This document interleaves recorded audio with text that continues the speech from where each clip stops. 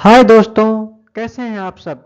आज हम पढ़ेंगे पार्लियामेंट ऑफ इंडिया यानी भारतीय संसद के बारे में। इसके बारे में हम लोग 50 एमसीक्यू पढ़ने वाले हैं। तो आइए देर ना करते हुए बढ़ते हैं अपने पहले प्रश्न की तरफ। और आप लोगों से एक रिक्वेस्ट है, यदि क्वेश्चंस पसंद आए तो प्लीज़ चैनल को लाइक और सब्सक्राइब करें। तो चलिए, पहला प्रश्न है, what is the parliament of India composed of. तो parliament of India composed of Lok Sabha, Rajya Sabha and president. ठीक है। Which of the following is the lower house of Indian parliament. तो लोकसभा, एल से याद रखिए lower, that is the Lok Sabha is the lower house of parliament. How many member are there in the Rajya Sabha. Rajya Sabha में कितने member हैं, that is the 245 member. How many seats are there in Lok Sabha. Lok Sabha में कितनी seats हैं, 543। अगला प्रश्न है, who is the presiding officer of the Lok Sabha. तो speaker of the Lok Sabha is the presiding officer of the Lok Sabha. अगला प्रश्न है, which article of Indian constitution mention the function of parliament.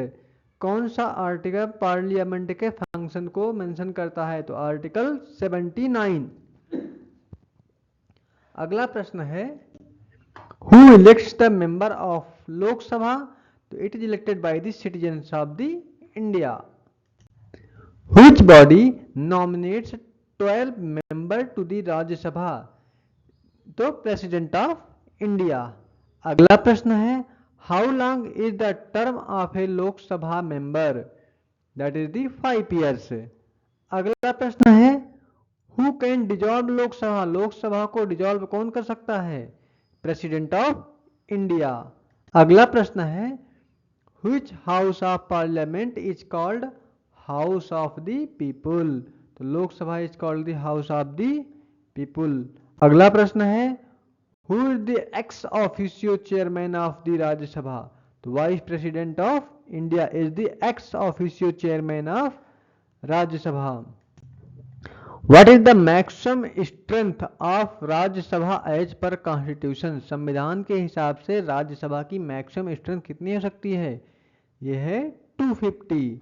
अगला प्रश्न है, which house of the parliament can not be dissolve. कौन सा house parliament का डिजॉल्व नहीं हो सकता, यह है राज्यसभा। अगला प्रश्न है, what is a joint session of parliament. तो ये जॉइंट सेशन क्या है, a combined session of Lok Sabha and Rajya Sabha. ठीक है। अगला प्रश्न है, who presides over the joint session of the parliament. कौन प्रिसाइड करता है, जो जॉइंट सेशन होता है तो उसको speaker of Lok Sabha.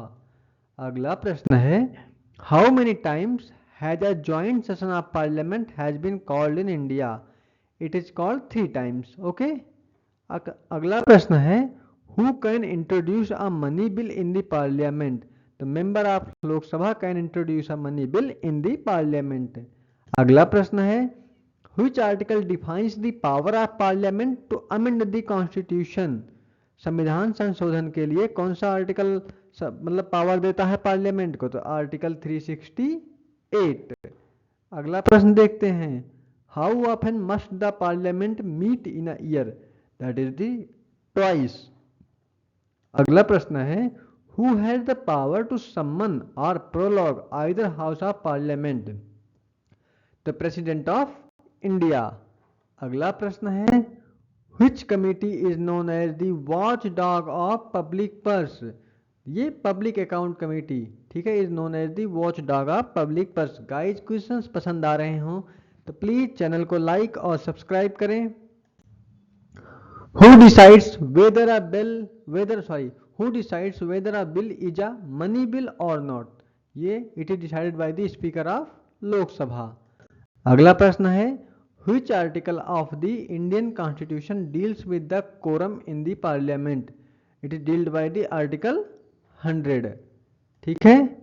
which of the following committee is not a standing committee of the parliament। standing committee क्या होती है, ये आप मुझे कमेंट बॉक्स में जरूर बताएं। That is the estimate committee, others are standing committee. ठीक है, like business advisory committee, committee on public accounts, committee on ethics.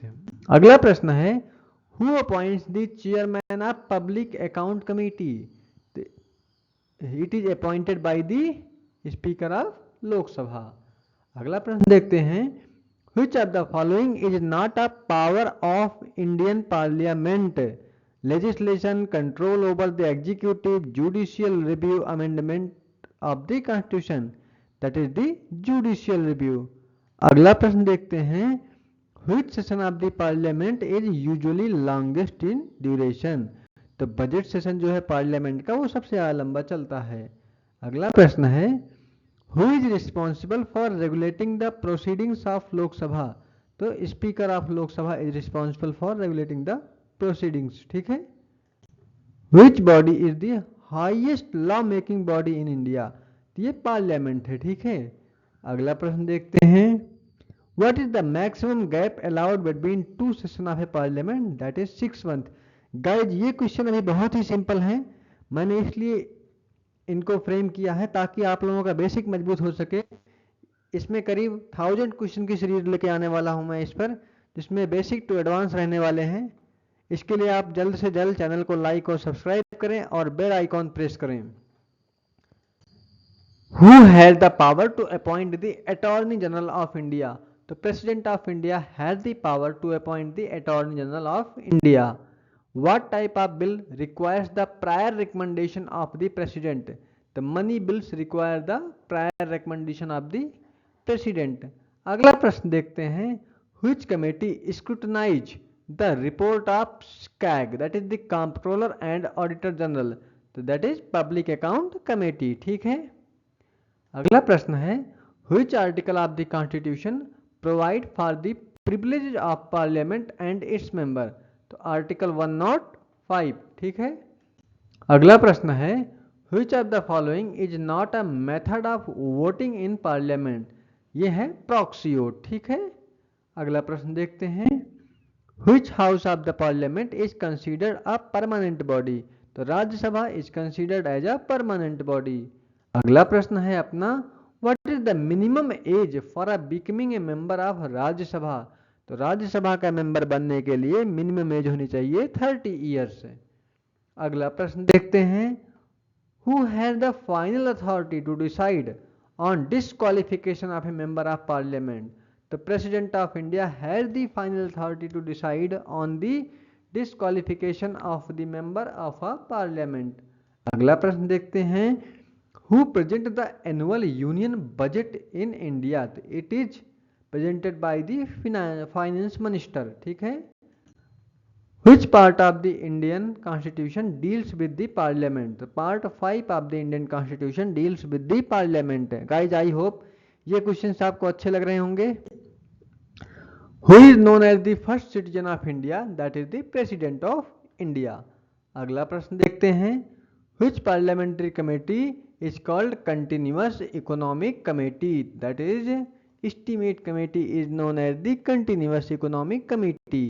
अगला प्रश्न है, which of the following motions can be moved only in Lok Sabha? adjournment motion, censure motion, no confidence motion, this is the all type। ठीक है।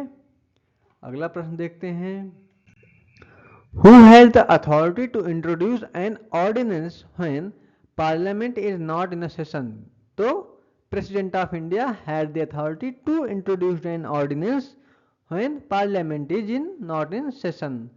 अगला प्रश्न है, which is the largest parliamentary committee in India? तो Committee on Estimates is the largest parliamentary committee in India। अगला प्रश्न है, who had the authority to promulgate an ordinance? तो President of India had the authority to promulgate an ordinance। अगला प्रश्न है, which schedule of the Indian Constitution deals with the division of power between union and the states? तो 7th schedule deals with such a power। ठीक है। अगला प्रश्न देखते हैं, how many sessions of the parliament are normally held in a year? 3 times। ठीक है।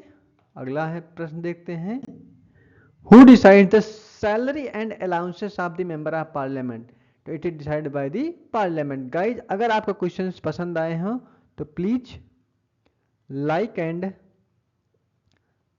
Subscribe channel और बेल आइकन को प्रेस करना ना भूलें ताकि जल्द से जल्द वीडियो के अपडेट सबसे पहले आप तक पहुंचे।